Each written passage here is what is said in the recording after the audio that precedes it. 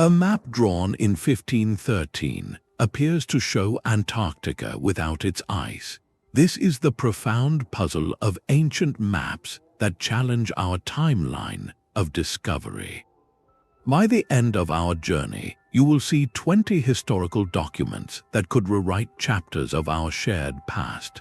How did a 16th century chart know a coastline not officially found for 300 years? What forgotten voyages left their trace on parchment long before the history books took note? These are not simple mistakes. They are potential windows into lost knowledge and civilizations whose reach we are only beginning to grasp. We will explore cartographic artifacts that depict lands from the icy south to the vast Pacific long before their accepted discovery. Each one tells a story of ambition, mystery, and the human drive to chart the unknown. What does it mean for our story when the map was drawn before the land was found? 2 decades after Columbus crossed the Atlantic, an Ottoman admiral sat down to compile a world map from dozens of source charts. In 1513, Reis created a document that would become one of history's most perplexing cartographic puzzles. His map, drawn on gazelle skin, shows the familiar coasts of Europe, Africa, and the newly encountered Americas. But at its bottom edge, stretching into the Southern Ocean, lies a landmass with contours that send a chill down the spine of any modern observer. It bears a startling, almost uncanny resemblance to the coastline of Queen Maud Land in Antarctica. The problem, and the source of the enduring mystery, is timing. Admiral Piri Reis drafted this chart over 300 years before the Russian expedition of Fabian Gottlieb von Bellingshausen is credited with first sighting the Antarctic continent in 1820. So what precisely are we looking at on this 500-year-old piece of parchment? The most provocative theory suggests the map depicts Antarctica not as the ice-locked fortress we know today, but as it might have appeared thousands of years ago, free of its immense glacial covering. Proponents of this view point to the seemingly accurate subglacial topography, the shape of the land beneath miles of ice, which was only mapped in the 20th century using advanced seismic technology. Could Piri Reis have been working from far older source maps, copied and recopied over millennia, that originated in a pre-glacial age? This idea hints at a civilization with the capability for global exploration and cartography in a distant, warm period of Earth's history, a knowledge that somehow survived in fragments to influence a 16th century Ottoman scholar. Mainstream scholarship, however, offers a different interpretation. Many historians and cartographers argue the southern landmass is a composite, a best guess pieced together from misunderstood sailor reports of Patagonia, Tierra del Fuego, or even speculative geography about a great southern continent that had been part of European lore since ancient Greek times. They see not a precise coastline, but an artistic interpretation shaped by the limited knowledge and the bold conjectures of the age. The debate itself is a fascinating frontier. One side sees a ghostly imprint of lost human achievement, a whisper from a forgotten age of discovery.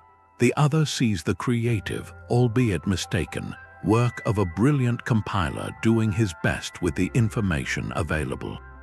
Regardless of where you stand, the Piri Reis map does one thing magnificently. It shatters our comfortable assumption that the timeline of geographic discovery is a simple, linear path. Here is a tangible artifact drawn in plain sight that challenges the official record.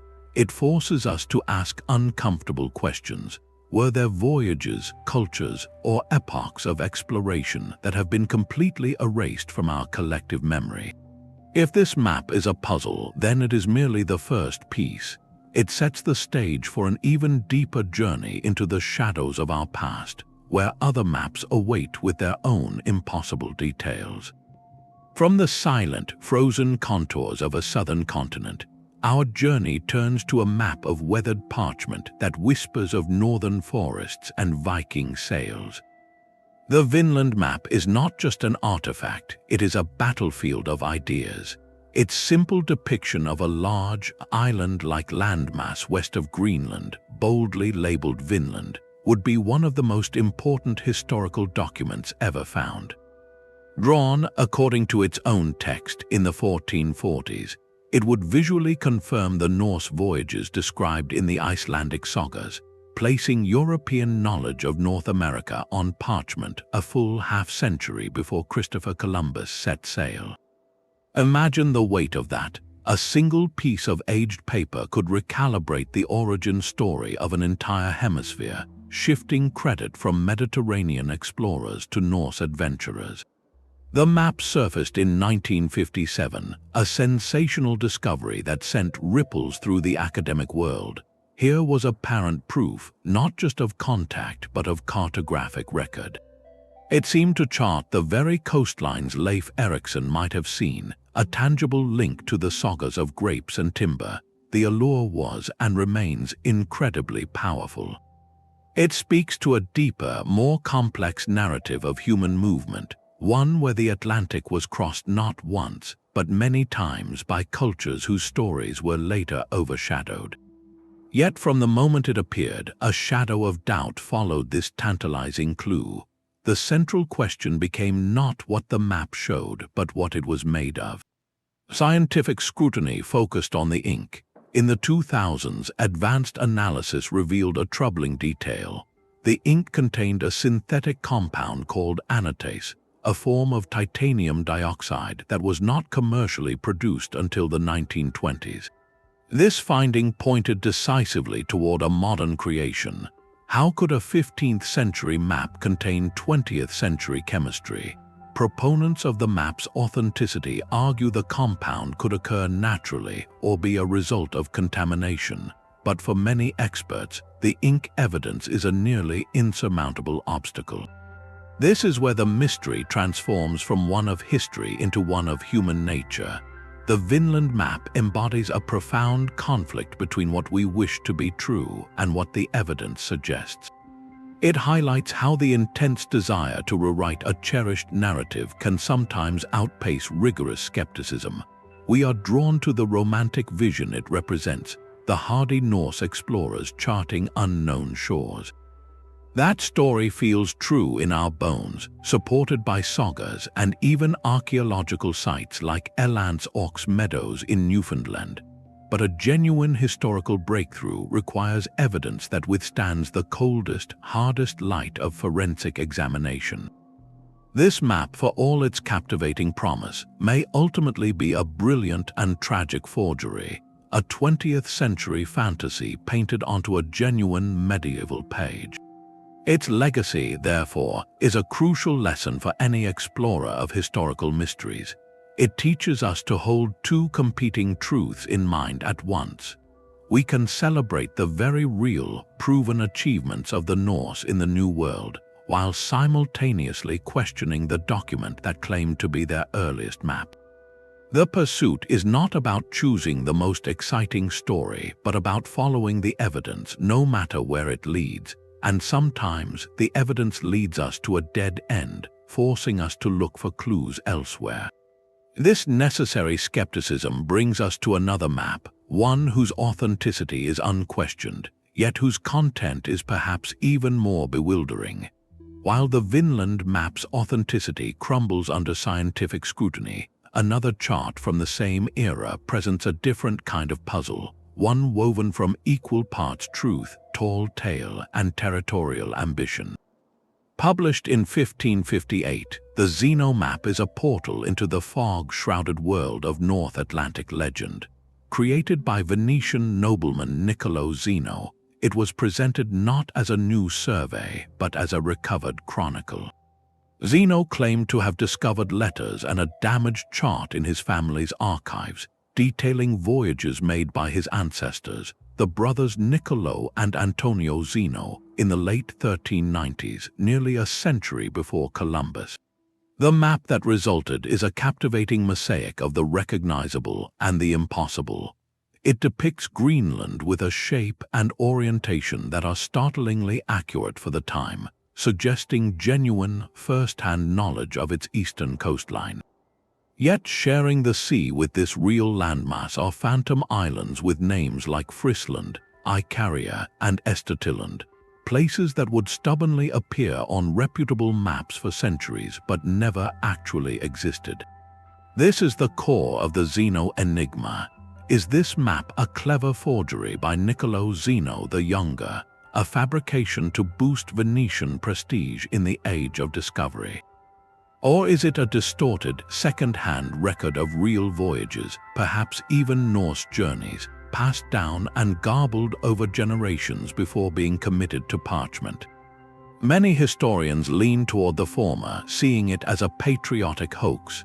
The detailed, dramatic narrative Zeno published alongside the map reads like an adventure novel, complete with shipwrecks, encounters with a prince named Zichmni, and descriptions of Estetiland, a land where people had libraries and brewed beer. These stories were perfect for capturing the public imagination and, crucially, for attracting investors. In the 16th century, a map was not just a navigational tool, it was a prospectus. Showing new lands, even speculative ones, could secure royal patronage and funding for the next expedition.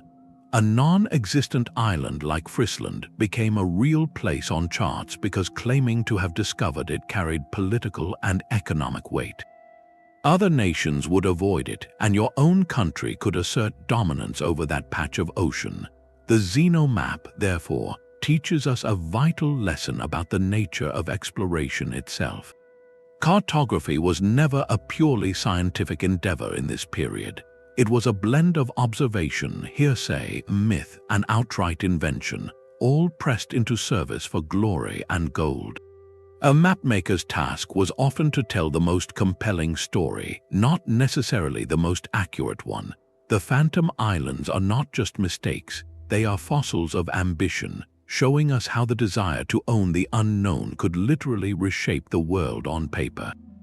This blurry line between documentation and deception leads us to an even older and more perplexing world picture, one that seems to chart the Earth from a vantage point no human of its time could have possibly achieved.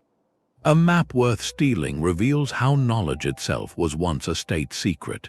The Cantino Planisphere, created in 1502, is not merely an old chart, it is a piece of high-stakes contraband. This magnificent world map, rich with gold leaf and vivid color, was commissioned by an Italian agent named Alberto Cantino. His mission was singular: to acquire the latest Portuguese navigational secrets and smuggle them out of Lisbon. He succeeded, spiriting the finished map back to his patrons in Italy. This act of cartographic espionage gives us a front-row seat to the brutal competition of the age of discovery, where a line on parchment could be worth more than a shipload of spice. At the heart of its intrigue is the depiction of Brazil. Portuguese explorer Pedro Álvares Cabral had only made landfall there in 1500, a mere 2 years before this map was completed. Yet here it is, the distinct eastern bulge of the Brazilian coastline, rendered with a clarity and confidence that seems to defy the timeline. How could such an accurate portrayal exist so quickly? The answer lies in Portugal's obsessive secrecy. The Portuguese crown treated discoveries as classified military intelligence.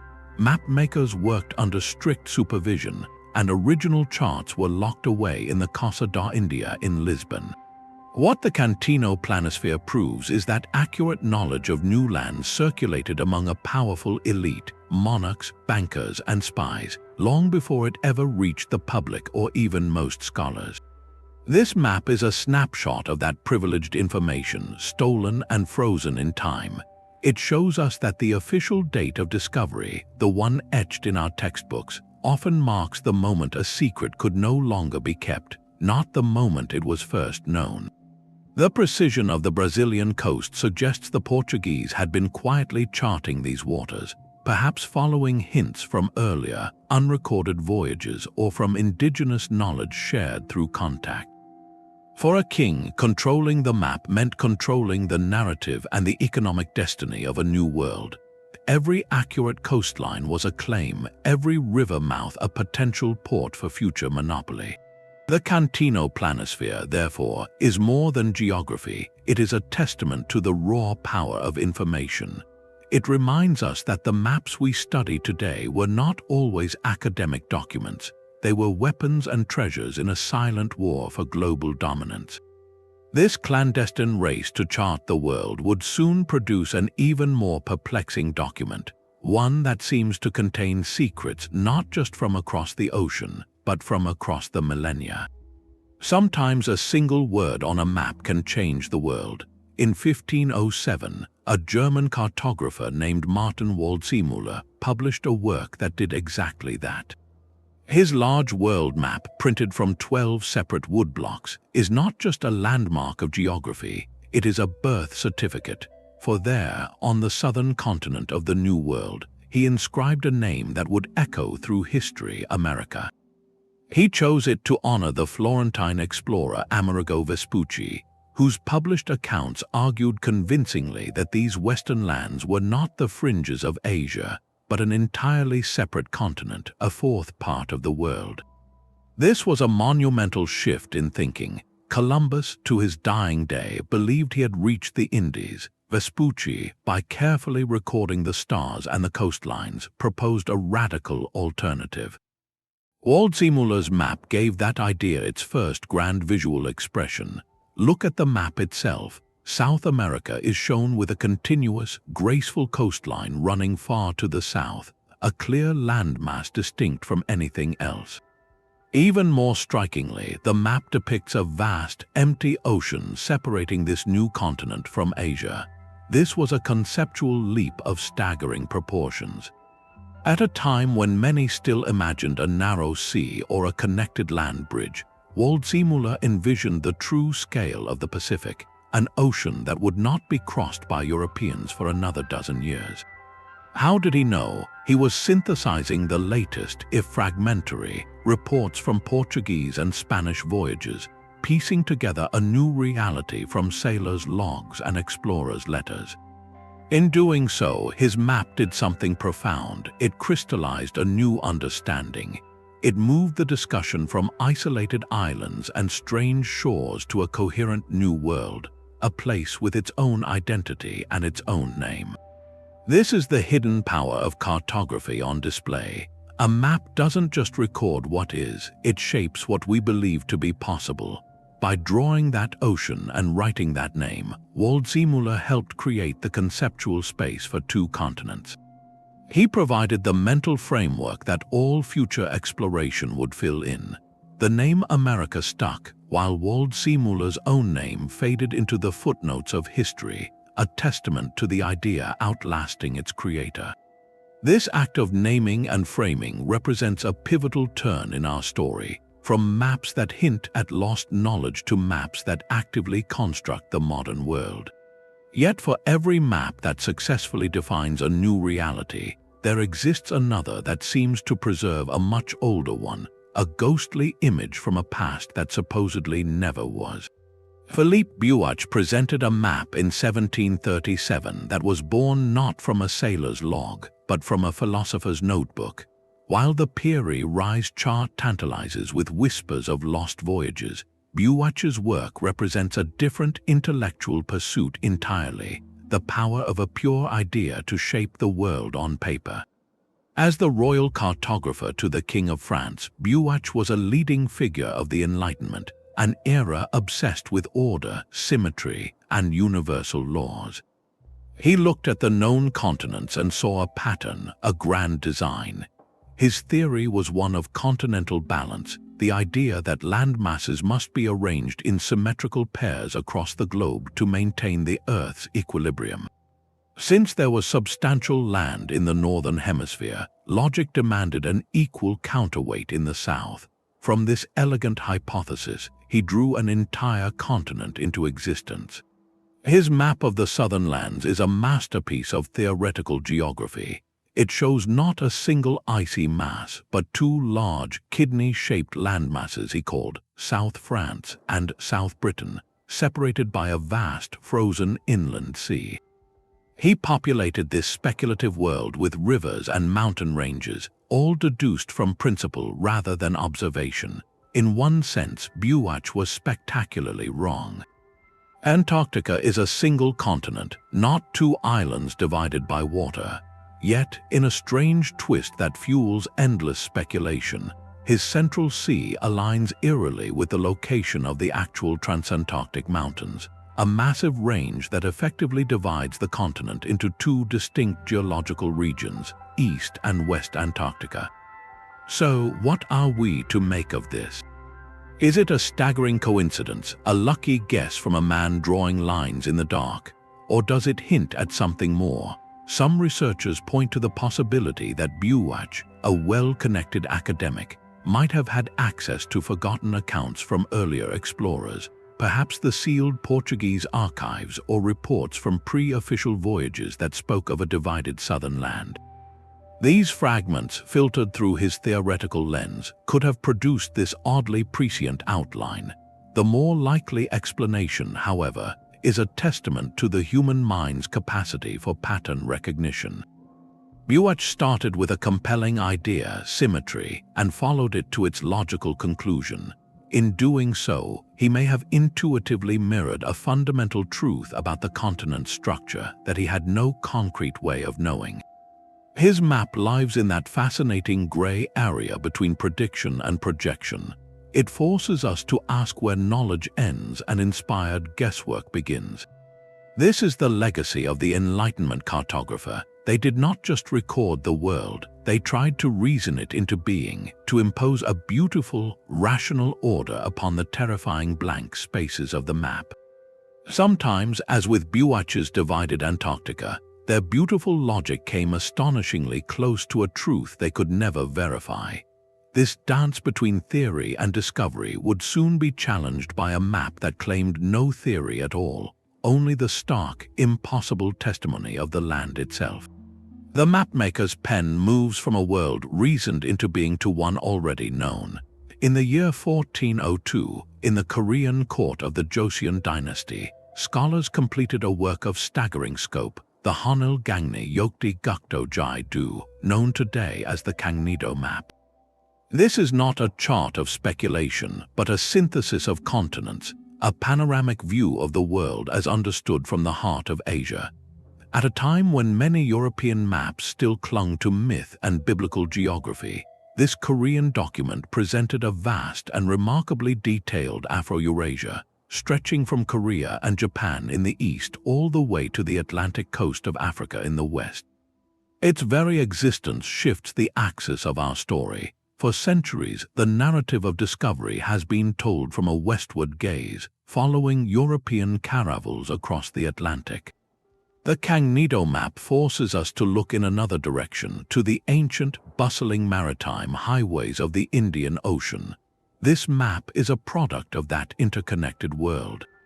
Korean cartographers did not send ships to Africa. Instead, they compiled knowledge from a chain of sources, primarily Chinese and Islamic maps that were themselves the products of generations of travel, trade, and scholarship along the Silk Road and the spice routes.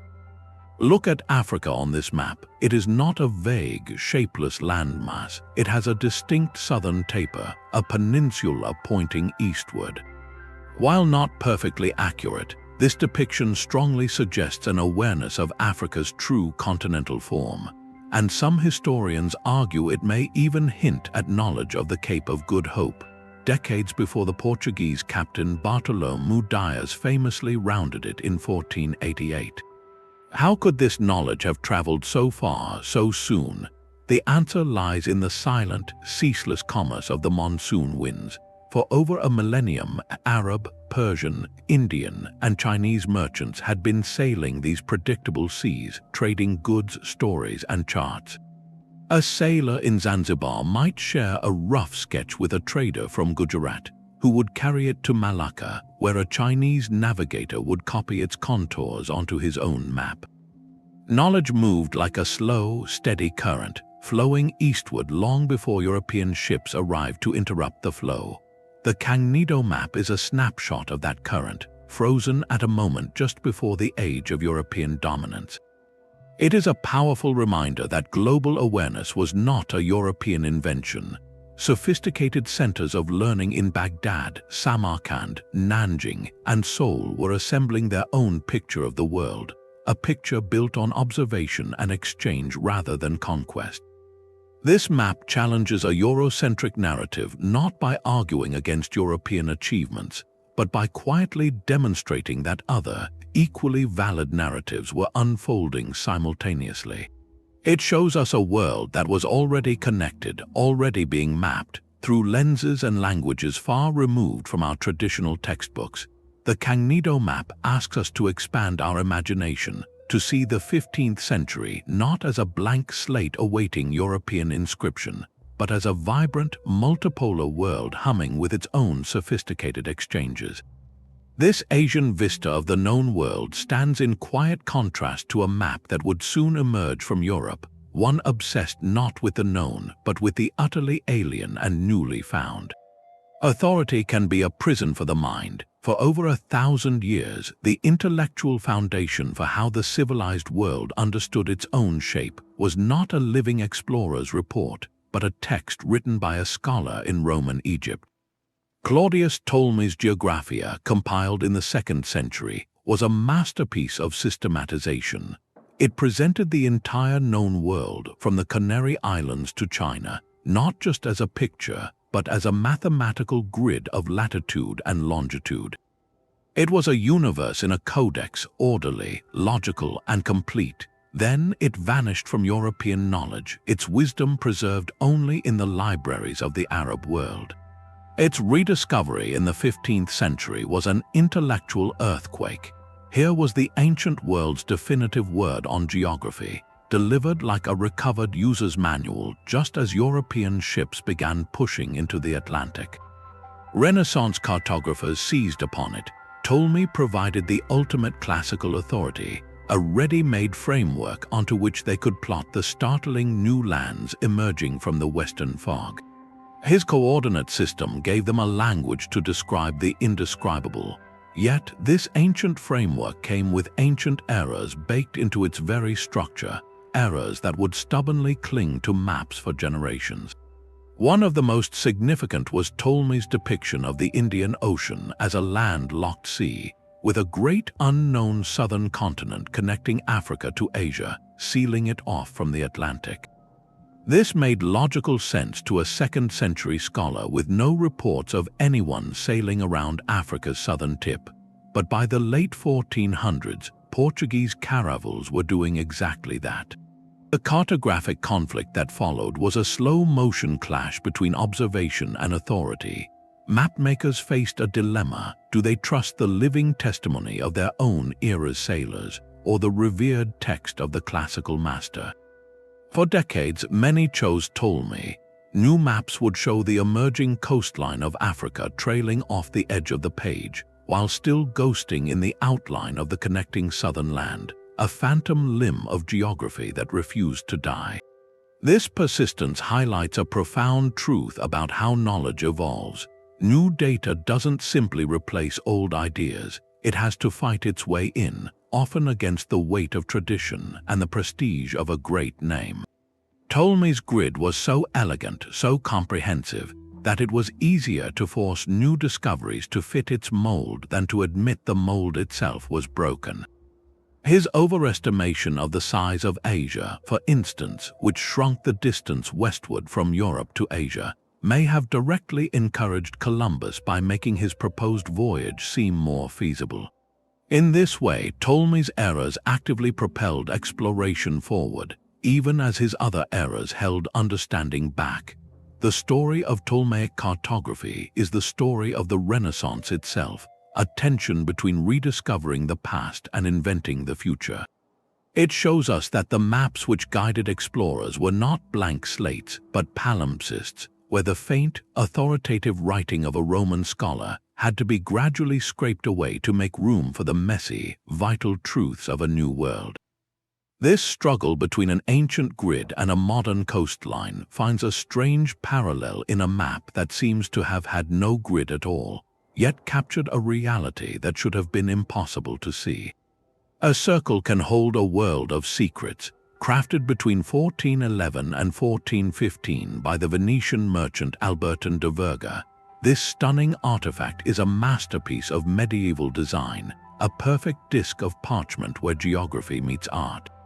Unlike the practical portolan charts of sailors, the de Virga map is an intellectual and spiritual object, a cosmography meant to illustrate the harmony of creation. Within its ornate border, it presents the three known continents, Europe, Africa, and Asia, with a level of detail that speaks to sophisticated source materials. But it is along its mysterious eastern and southern edges that the true puzzle begins. There, beyond the familiar shapes, lie tantalizing landmasses that defy easy identification. Some researchers peering at these ambiguous forms have proposed a breathtaking possibility. Could one of these promontories be the northwestern coast of Australia, drawn over 2 centuries before the first documented European visits? The shape in question, a curious peninsula jutting southward, does bear a passing resemblance to the Cape York Peninsula or the Gulf of Carpentaria region. It is a speculative connection, but one that ignites the imagination. If true, it would imply knowledge flowing into the Venetian trading networks from sources we can no longer trace, perhaps from Arab or Southeast Asian mariners who plied the waters of the Timor Sea and passed stories along the spice routes. The map itself offers no labels for these distant shores, only silent contours that invite interpretation. This is the core challenge with artifacts like the de Virga. Medieval maps were not photographs, they were complex documents that blended empirical observation, classical tradition, religious symbolism, and pure artistic license. A cartographer might compress a coastline, enlarge a holy city, or invent an island to fill an empty space, all according to the conventions of his craft. Without the original source notes or a clear legend, we are left reading tea leaves in a 500-year-old cup. Is that squiggle Australia, or is it a stylized version of a mythical southern land like Java the Great, a place that existed in travelers' tales? Could it simply be a decorative flourish with no basis in reportage at all? The de Virga map, in all its beautiful ambiguity, becomes a symbol for the entire pursuit of historical cartographic mysteries. It represents the tantalizing maybe. It forces us to sit with uncertainty, to weigh the slim possibility of extraordinary pre-knowledge against the high probability of mundane explanation. This map doesn't give us answers, it gives us a question, a ghost of a coastline that haunts the border between what was known and what was unknowable at the dawn of the 15th century. In that haunting, it performs a valuable service. It reminds us that the edges of the old world maps were not just blank spaces. They were canvases for hope, fear, rumor, and perhaps, just perhaps, for fragments of truth that had drifted far from their origin. A map can be too accurate for its own time. In 1559, Ottoman cartographer Hadji Ahmed published a world map that presents a riddle wrapped in a coastline. His depiction of the Americas is startling, not for what it gets wrong, but for what it appears to get impossibly right. Most notably, it shows a slender, unmistakable land bridge connecting the northeast tip of Asia to the northwest coast of North America. This is the Bering Strait region, a place that would not be formally charted by European explorers for over 200 years. At first glance, this detail feels like a bolt from the blue, a clear anachronism that seems to defy history. How could a 16th century mapmaker know about a geographic feature that remained speculative for generations? This single line on parchment has fueled some of the most extravagant theories in alternative history, from proposals of ancient transoceanic civilizations sharing a global cartographic tradition to suggestions of knowledge from outside human history altogether. These ideas are captivating, but they often skip a crucial step: sober analysis of how such a map was actually made. Hadji Ahmed was not a lone genius working in a vacuum. He was a compiler operating in the vibrant crossroads empire of the Ottomans, a place where knowledge from east and west constantly collided. His likely sources were the cutting-edge and highly secret maps produced by Portuguese and Spanish navigators, combined with geographic knowledge from the Arab world that stretched back centuries. The Portuguese, in particular, were intensely secretive, but their maps did circulate among allies and through espionage. It is entirely plausible that reports or rough sketches from Russian explorers or Siberian tribes, speaking of a narrow crossing to a great land, had filtered south through trade routes and into this synthesis. When we look at the Hadji Ahmed map, we are probably not looking at a single impossible insight, but a mosaic of many fragments. A Portuguese chart of the Pacific coast, an Arabic description of the northern lands, a rumor from a Venetian spy, all fused together on a single sheet by a scholar trying to make sense of a rapidly expanding world. The seeming accuracy of the land bridge may be a fortunate accident of conflation, where separate reports of a strait and a nearby landmass were merged into a literal connection. This map teaches a vital lesson in historical interpretation, the danger of retrospective pattern recognition. We look at it today with our perfect knowledge of the Bering Strait, and we see a precise prediction.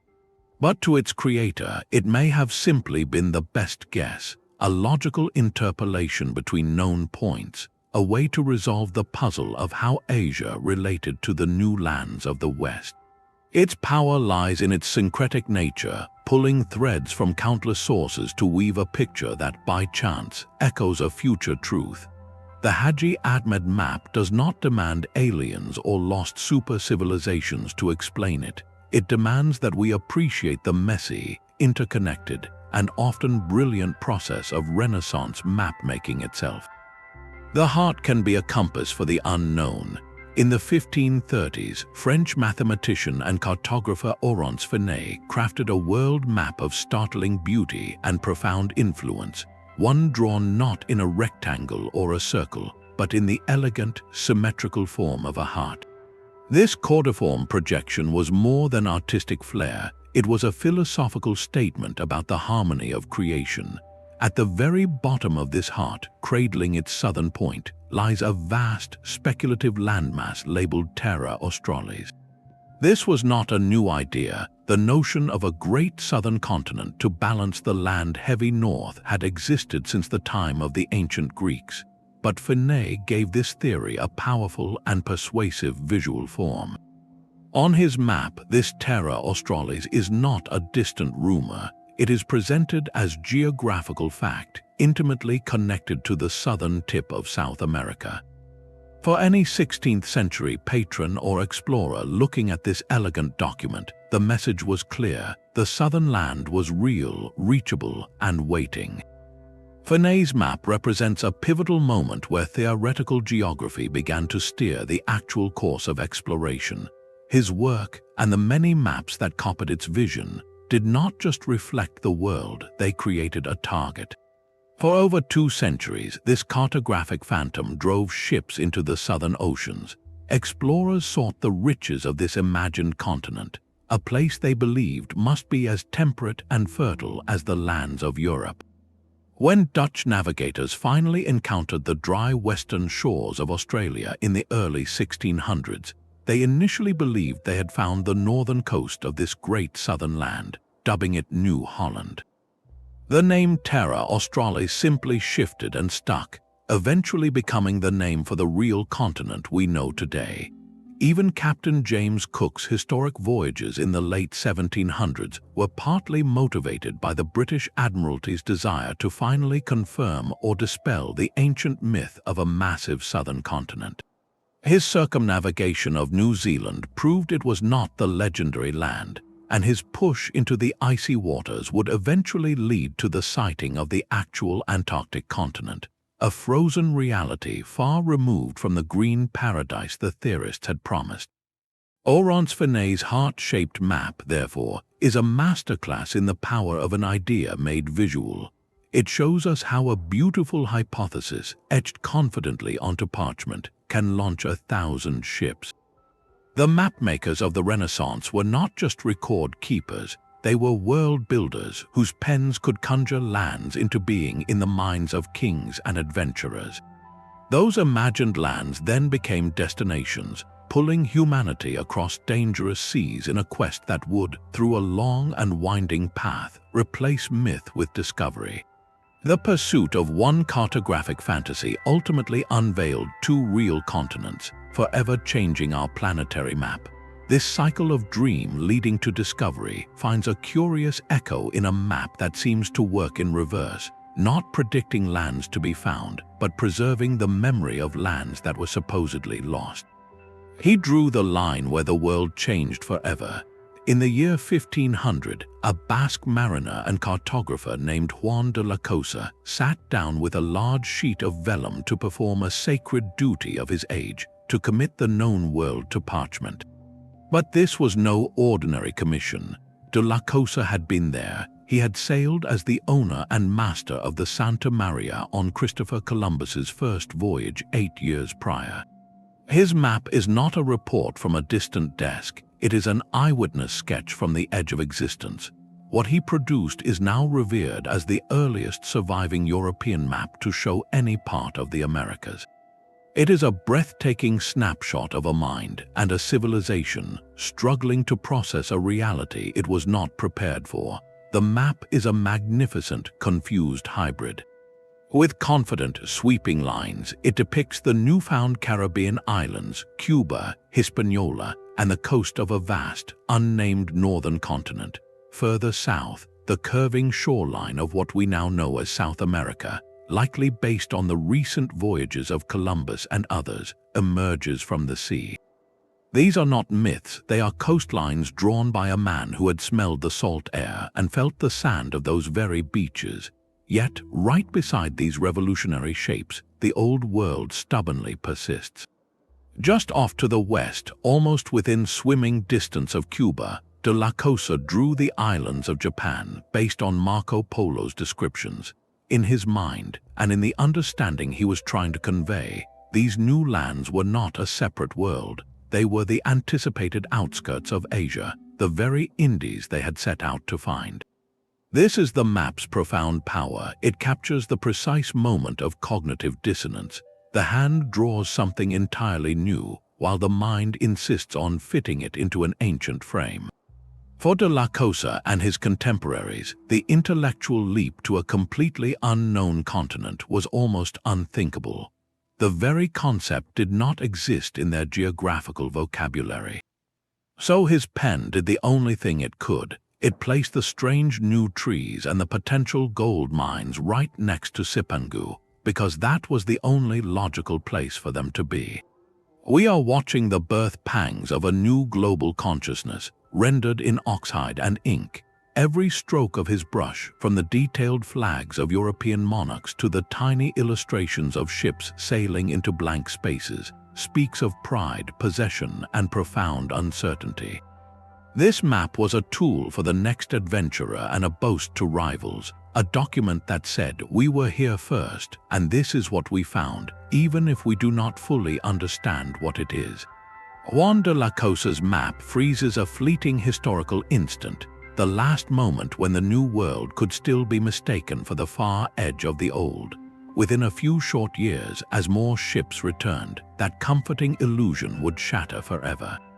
His parchment stands as the first rough draft of a geographical revolution, a testament to the human capacity to see something with your own eyes, yet still be blind to its true meaning until the map itself teaches you how to see. Gold leaf illuminates a secret the Portuguese crown tried to keep for itself.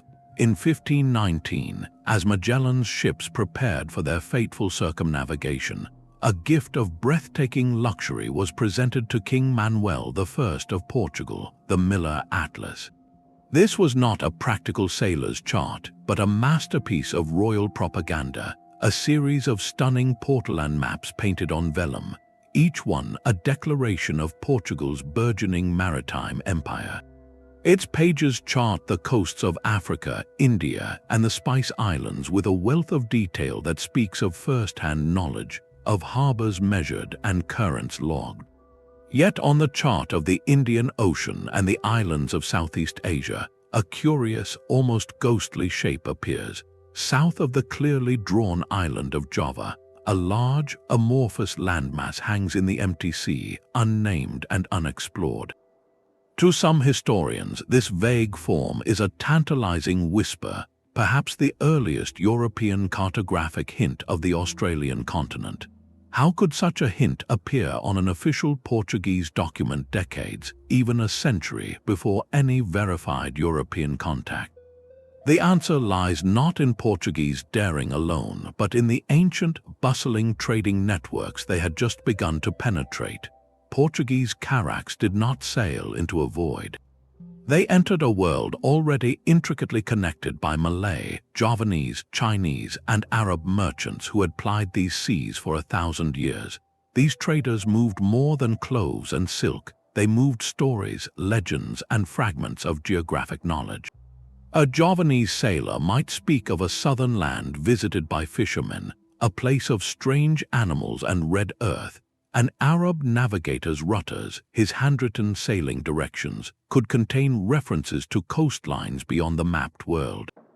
The Portuguese, desperate for any advantage in the spice race, were voracious collectors of such intelligence. They interrogated local pilots, purchased or seized charts, and absorbed every rumor that could lead to new sources of wealth or strategic harbors. The vague southern land on the Miller Atlas likely represents one of these collected whispers, a piece of second or third-hand information deemed credible enough to include on the king's own map, but not yet confirmed by a Portuguese keel. This is the concept of indirect discovery, a slow percolation of knowledge through a chain of human contact long before official discovery is stamped by a European power. It suggests that the true first discoverers of many lands may never be known to history. They were the anonymous fishermen blown off course, the traders following monsoon winds to unexpected shores, the indigenous cultures who had known their own continents for millennia. The Miller Atlas, in all its gilded splendor, captures a fleeting moment in this process. It shows a European power on the cusp of global awareness, peering into the depths of Asian maritime knowledge and seeing, just at the edge of understanding, the shadow of a world still waiting to be claimed. This map reminds us that discovery is rarely a single act of arrival. It is often the final, loudest link in a long, quiet chain of shared knowing. In the sun-drenched court of a Norman king, a new vision of the world was taking shape. The year was 1154, and the scholar at work was not a European monk, but a Muslim geographer named Al-Idrisi. His patron was the extraordinary King Roger II of Sicily, a Christian ruler whose realm was a vibrant crossroads of Latin, Greek, Arab, and Norman cultures. Their collaboration produced the Tabula Rogeriana, a masterpiece that would stand for centuries as the most advanced picture of the world ever assembled. This was not a map of speculative lands or phantom islands, but a breathtaking synthesis of all available knowledge, drawn from the farthest corners of the known Earth. Al-Idrisi did not rely on guesswork. For 15 years, he and a team of scholars interviewed travelers, cross-referenced merchant accounts, and studied the works of Greek, Roman, and Islamic authorities.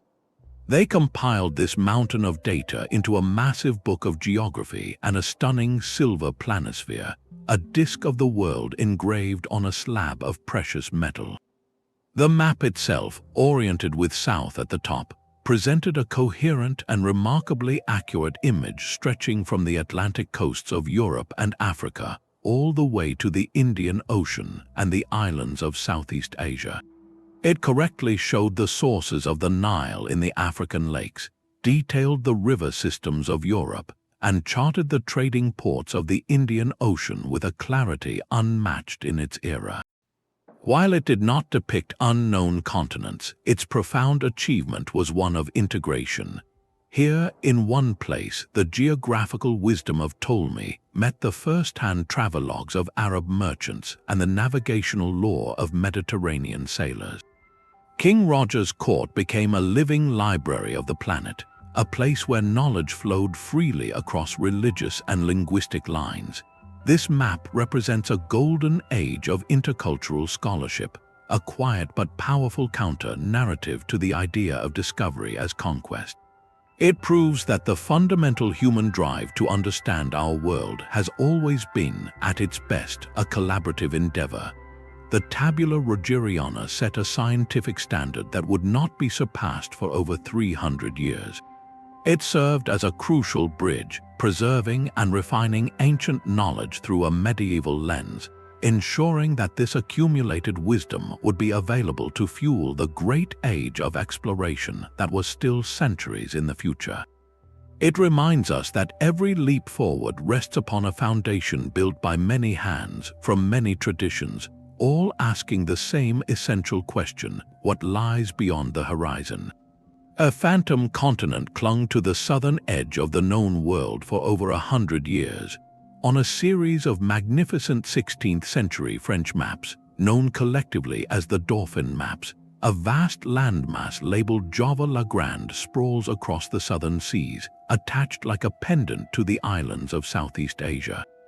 To the modern eye, its western coastline bears a haunting, almost provocative resemblance to the western shore of Australia.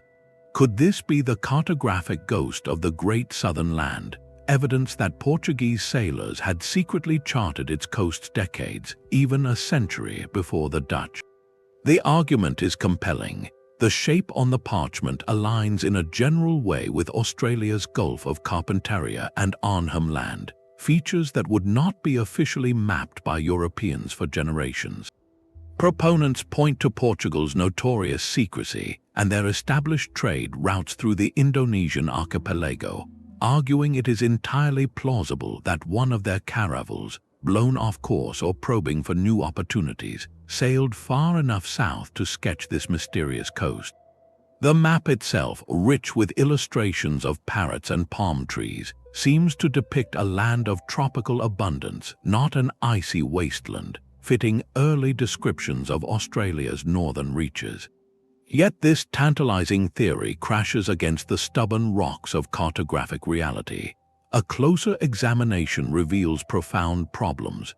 Java la Grande is not drawn as a separate continent. It is graphically fused to the existing landmass of Asia, often appearing as a gigantic southern extension of a misunderstood Cambodia or Vietnam. Its eastern coastline, when drawn at all, curls back northward to rejoin Asia, effectively turning the South China Sea into a large lake. This suggests a fundamental geographical error, not a secret discovery. What we are likely witnessing is a classic case of mistaken identity and persistent copycat error. The original source for Java la Grande may have been a distorted Portuguese or Malay chart of the Indo-Chinese peninsula, a region whose true scale and orientation were poorly understood by European copyists working far away in Deep or Paris. A single, influential map with this mistake could have been reproduced for decades, its error hardening into accepted fact with each new engraving. The name itself, Java la Grande or Greater Java, hints at this confusion, a label for a place thought to be a much larger version of the known island. This cartographic ghost, therefore, teaches us a crucial lesson about how knowledge traveled and degraded in the age of hand-copied maps. An error was not a fleeting mistake. It was a seed that could grow into a phantom continent, influencing exploration and debate for 100 years. Sailors would literally search for this land, expecting to find it exactly where the map said it should be, their expectations shaping what they thought they saw. The phantom fed the myth of Terra Australis, giving it a specific, persistent shape on paper long before the real southern continent was ever glimpsed. So does the Dauphin map show Australia? Probably not in any meaningful sense. Instead, it shows us the powerful inertia of a wrong idea, beautifully drawn and stubbornly defended, a testament to the fact that sometimes the most persistent features on a map are not discoveries at all, but magnificent, enduring mistakes. Andrea Bianco's world map from 1436 is a ship's log turned into art, A Venetian sailor and cartographer, Bianco did not draw from theory, but from experience and the whispered reports of men who had sailed to the edge of the known world. His map is a magnificent hybrid, a practical portolan chart of the Mediterranean, dense with the crisscrossing room lines that guided navigators, suddenly giving way to the vast, speculative emptiness of the Atlantic Ocean.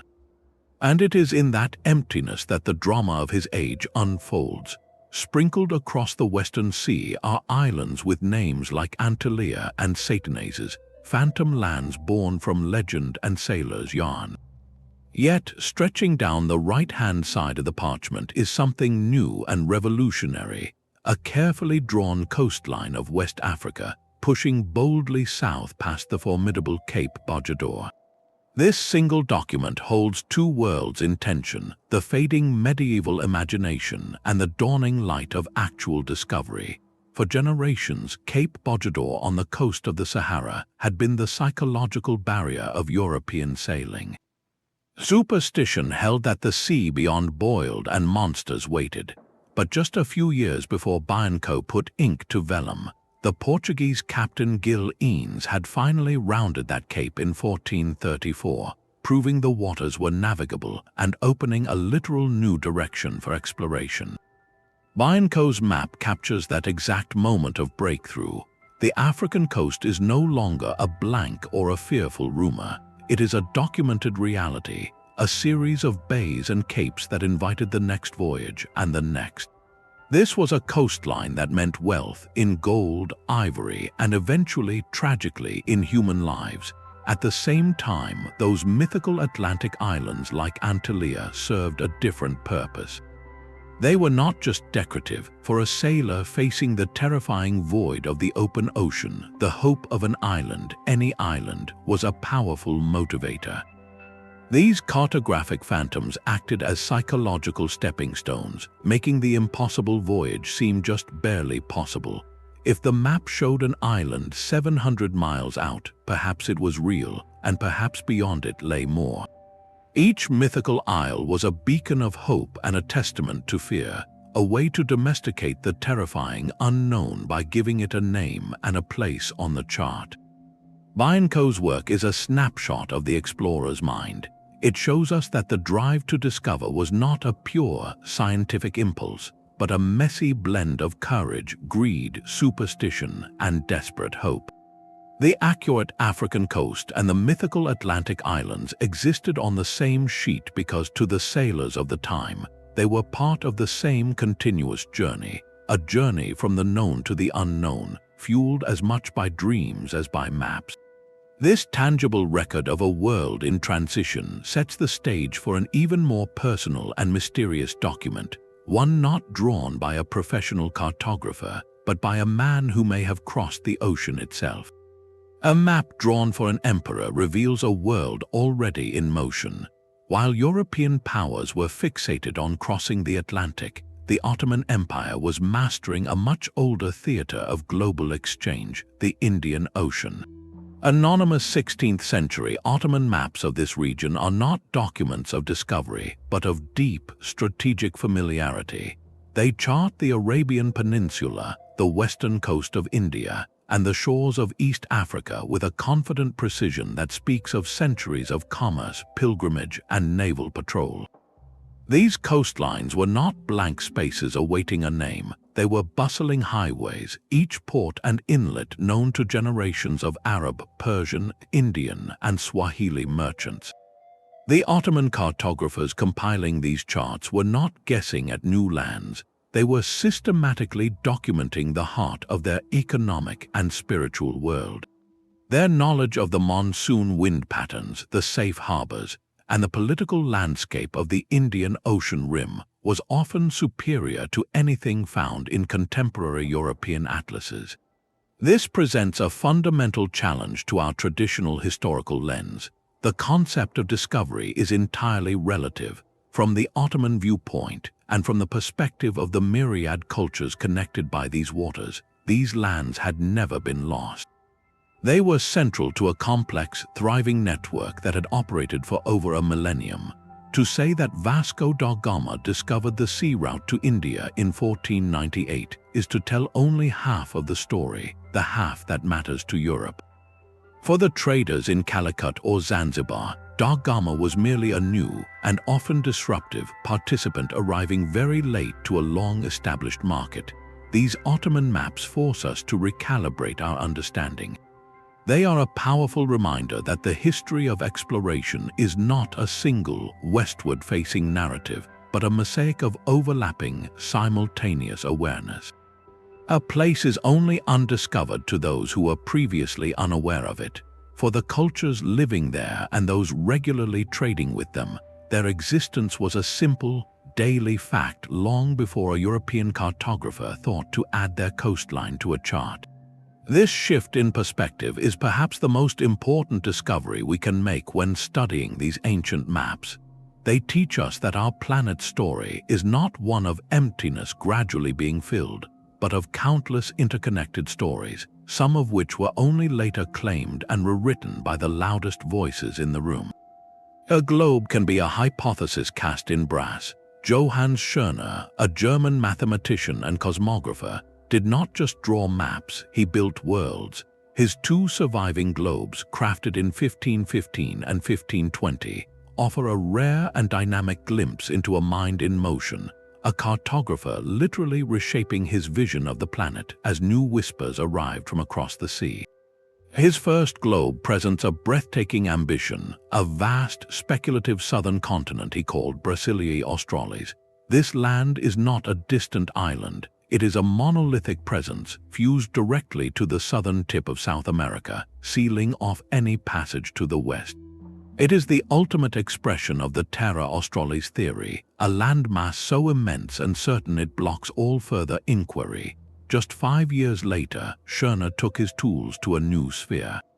The world had turned. Rumors, then confirmed reports, were spreading of a Portuguese expedition led by Ferdinand Magellan that had found a tortuous, storm-racked passage through the southern extremity of the Americas. Schörner's 1520 globe reflects this seismic shift. With a few careful strokes, he severed the connection. Where there was once solid land, he now carved a narrow, winding strait separating South America from his imagined southern continent. He had, in essence, predicted the Strait of Magellan before Magellan's own surviving ships returned to tell the tale. How was this possible? Schörner was no mystic. He was a node in a vibrant network of correspondence. He studied the work of earlier globe makers like Martin Behaim, pored over the latest printed accounts from Lisbon and Seville, and corresponded with scholars across Europe. The narrow strait on his second globe likely came from early, fragmentary reports of Magellan's progress, rumors of a passage that reached him in Nuremberg while the expedition was still underway. His globes are not static artifacts, they are snapshots of knowledge in flux. They show us Renaissance geography as a living, breathing science, where a single letter from a port city could force a scholar on another continent to sand down the surface of his world and redraw its very foundations. This was a collaborative, frantic, and wonderfully human endeavor. Each new voyage report was a puzzle piece, and cartographers like Schörner were at their desks, hands trembling with excitement, trying to fit it into the grand picture before the next piece arrived. His work embodies a profound truth about discovery. It is not a single moment of arrival, but a slow, collective dawning. The globe in 1515 shows a world constrained by theory, a beautiful, logical guess. The globe in 1520 shows that theory yielding, however reluctantly, to the messy, inconvenient testimony of reality. One man holding two spheres captures the very instant the world grew larger and the maps grew wiser. The admiral's fleet was a floating city of diplomacy and trade. In the early 15th century, the Ming dynasty's treasure ships, commanded by the eunuch Admiral Zheng He, embarked on voyages of staggering scale. These were not mere explorations, but grand state missions involving hundreds of vessels and tens of thousands of men, sailing from China through the Indian Ocean to the coasts of Africa and Arabia. The historical records of these journeys are clear and awe-inspiring, detailing exchanges of goods and envoys with kingdoms from Java to Melindi. They speak of giraffes presented as tribute and of Chinese naval power projecting across half the world. Yet, these meticulously documented voyages have also become the anchor for a far more speculative idea that Chinese knowledge, and perhaps even Chinese ships, reached the shores of the Americas long before Columbus. This theory hinges on a profound absence, the maps themselves. While Zheng He's expeditions undoubtedly used sophisticated navigational charts, none from his era survive that show anything beyond the well-trodden routes of the Indian Ocean and the Western Pacific.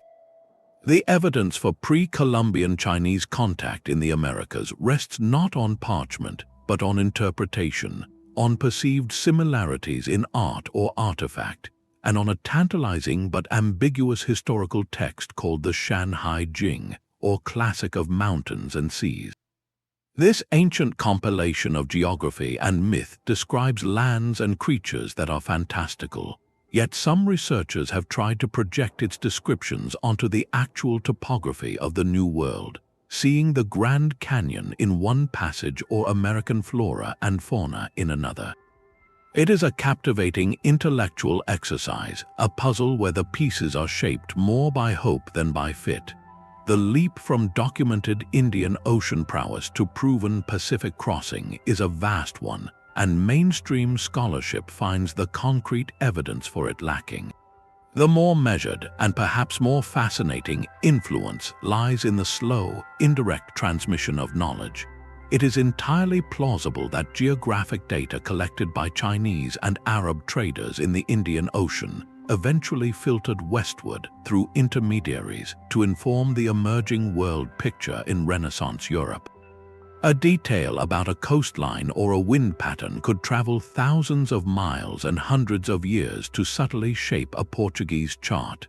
This is a story of intellectual seepage, not of direct delivery. To separate the history from the speculation is to appreciate the genuine marvel of China's maritime achievement on its own terms, while recognizing the human tendency to connect dots across vast distances, both geographic and chronological. The lost maps of the Zhankian voyages represent a legitimate historical mystery, a void that our imagination is compelled to fill. They challenge us to hold two truths at once, to celebrate the documented grandeur of ancient exploration, while carefully weighing the slim but persistent possibility that the threads of global awareness were woven even earlier, and from more directions than our textbooks have yet dared to trace. The final map on our list is not one document but an entire library of them. Portolan charts are the quiet, practical workhorses of medieval navigation, yet they hold a mystery that eclipses even the grandest world maps. These are not philosophical diagrams or works for royal display. They are tools drawn on animal skin, dense with a spiderweb of lines radiating from central points. These lines, called room lines, were a sailor's lifeline, showing constant compass bearings to sail from port to port, and the coastlines they connect, particularly of the Mediterranean and Black Seas, are rendered with a precision that feels shockingly modern. Distances between capes and harbors are correct to within a few percentage points, and the shapes of islands and inlets are captured with an eye for detail that suggests the mapmaker had walked the very shores. This accuracy is not the mystery, however. The true puzzle is their sudden appearance. In the 13th century, these charts emerge into the historical record fully formed, like a technology arriving from nowhere. There are no clumsy, evolving prototypes, no clear series of drafts showing cartographers slowly improving their craft. The earliest surviving portolan, the Carta Pisana from around the late 1200s, is already a sophisticated professional instrument. So where did this knowledge come from? The leap in technical skill is so profound that some researchers look far back for an answer. Could these medieval charts be the distant descendants of Roman peripli, the sailing logs of the empire's navy? Or do they whisper of an even older maritime tradition, perhaps Phoenician, whose legendary sailors once dominated these same waters? The Phoenicians were the master navigators of the ancient world, circumnavigating Africa according to Herodotus and establishing trade networks across the Mediterranean. Their detailed coastal knowledge, passed down through generations of pilots, might have survived in some form, copied and recopied on perishable papyrus or simply memorized, only to be rediscovered and committed to durable parchment centuries later. This idea transforms the Portolan from a simple map into a potential palimpsest of lost history. We are not just looking at the 13th century Mediterranean. We might be seeing a ghost image of the sea as it was known 1,000 years earlier, preserved through an unbroken chain of practical use. The charts themselves offer no written origin story. They are mute witnesses. This silence is the heart of the mystery. Sometimes the artifact we cannot explain is not a map of some unknown land, but the map of a well-known sea drawn with inexplicable skill. It represents a different kind of discovery, not of place but of capability.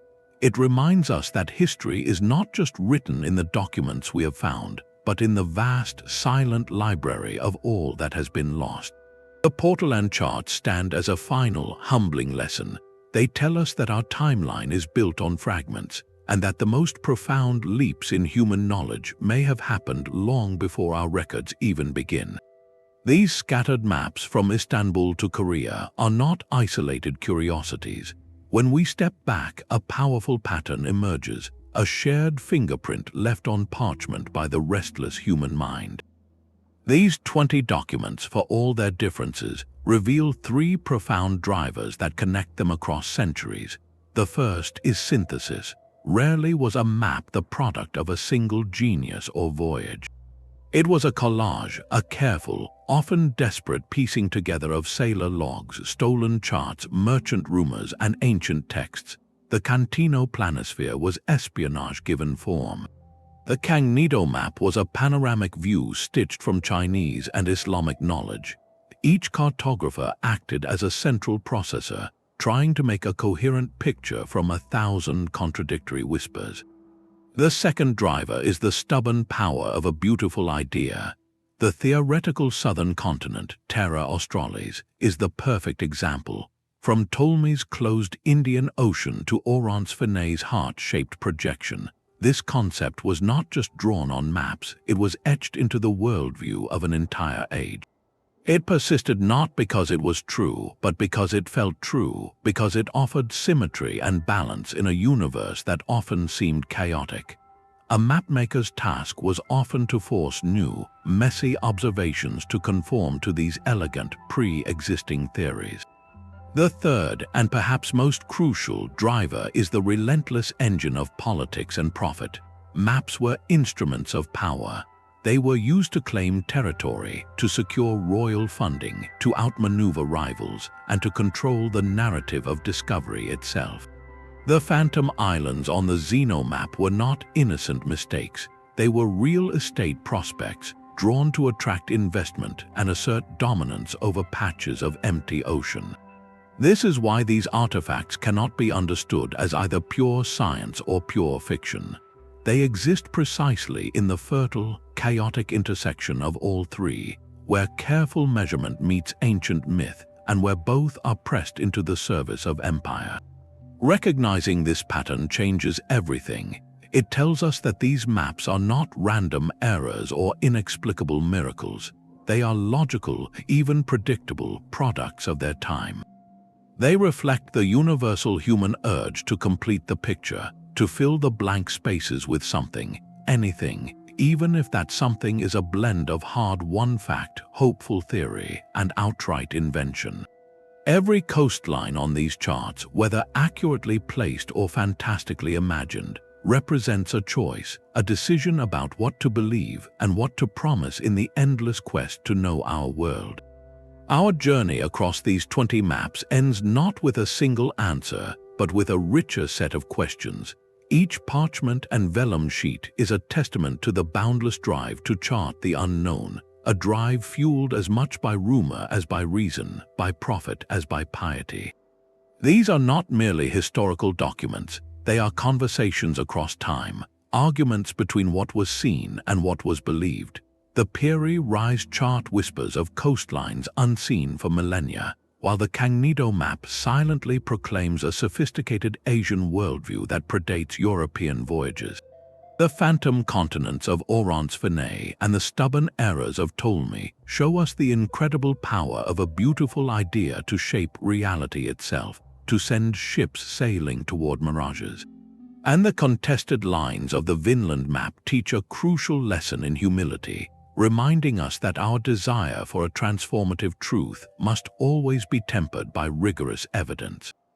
What emerges from this cartographic mosaic is a profound realization. The story of our world is not a neat chronology of first sightings and official discoveries. It is a layered, messy, and deeply human narrative of fragments exchanged along spice routes, of secrets stolen from royal vaults, of myths that hardened into maps and maps that then spawned new myths. These artifacts challenge the notion of a single center from which knowledge flowed. They show us a planet where awareness flickered in many places at once, where Polynesian navigators, Arab traders, Chinese admirals, and Norse explorers each held pieces of a puzzle too vast for any one culture to solve alone.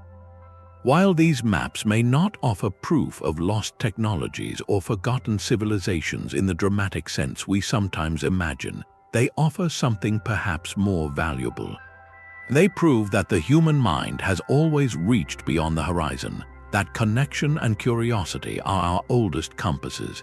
They show a world perpetually in the process of being discovered and rediscovered, its true shape slowly coming into focus through a collective, often contentious, effort spanning continents and centuries.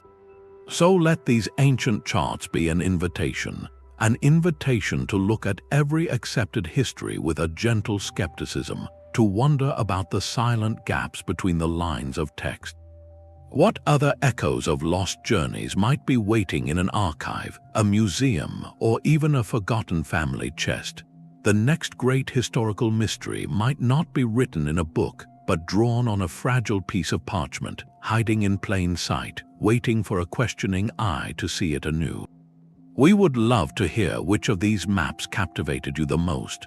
Was it the icy enigma of Piri Reis, the scholarly sweep of the Kangnido, or the tragic allure of the Vineland map? Share your thoughts below, and if you are eager to keep unraveling the past with us, subscribe to join our next exploration into history's greatest puzzles.